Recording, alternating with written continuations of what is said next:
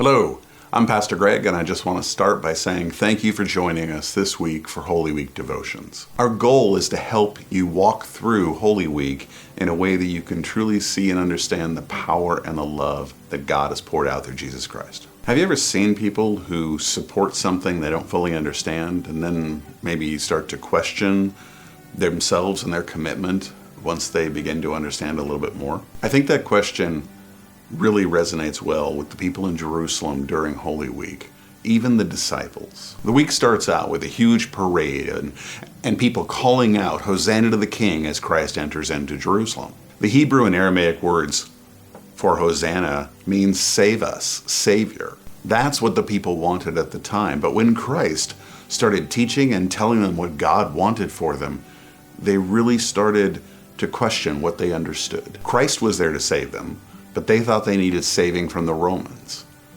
But Christ was there to save them from themselves.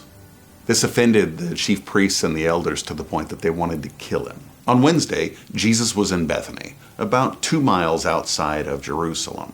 He was at the home of Simon the leper, someone whom he had healed, and he was eating dinner and celebrating with his disciples and his friends. While they were eating and reveling in the impact that they thought that they were having in Jerusalem, a woman came in with an alabaster jar of fine perfume. This perfume was made from an oil called nard, and she took the perfume and poured it on Jesus' feet. Matthew 26, 6 through 13 tells the story.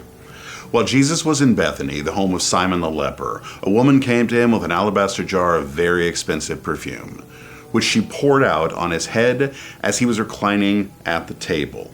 When the disciples saw this, they were indignant. "Why this waste?" they asked. "This perfume could have been sold at a high price and the money given to the poor." Aware of this, Jesus said to them, "Why are you bothering this woman? She's done a beautiful thing to me. The poor you will always have with you, but you will not always have me. When she poured this perfume on my body, she did it to prepare me for my burial. Truly, I tell you, wherever this gospel is preached throughout the world, what she has done will also be told in memory of her." The oil used to make this perfume actually came from the Himalayas.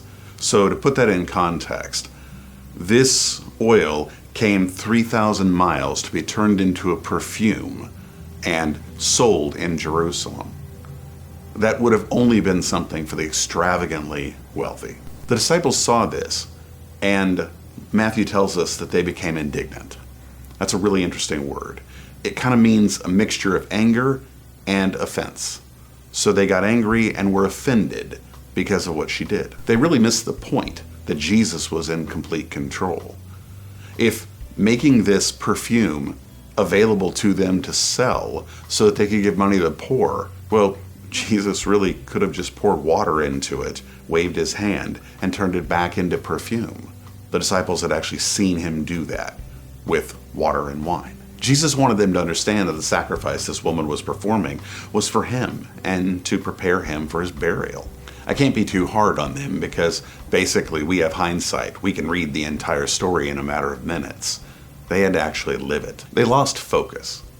And I have to wonder how easy it is for us to lose focus today. We can too easily get lost in the problems of the world and miss the power and the impact of what Jesus did for us. That's a huge problem for us. We can get lost in so many things and even start to focus on things and support things that we don't even fully understand, both good and bad. The problem is that makes us lose so much time on the very things that we need to be focusing on. I want to challenge you to think about the things today that you really focus on and that you support and believe in wholeheartedly, and ask yourself honestly, is Christ in these things? Does the sacrifice that Christ offered for us truly permeate our lives? Or is it something that we focus on less? The reality is simple. Christ was sent by God to die for us, specifically to give us a pathway and an ability to be in right relationship with God. That is something that should focus our lives, not something that we should just focus on occasionally. I want to challenge you to spend time today and think about that. Where is your focus? Is it on the things that are around, or is it on the true gift that Christ is offering? Thank you for joining us today and this week, and may the gift that Christ gave us truly be realized by you today, this week, and forever.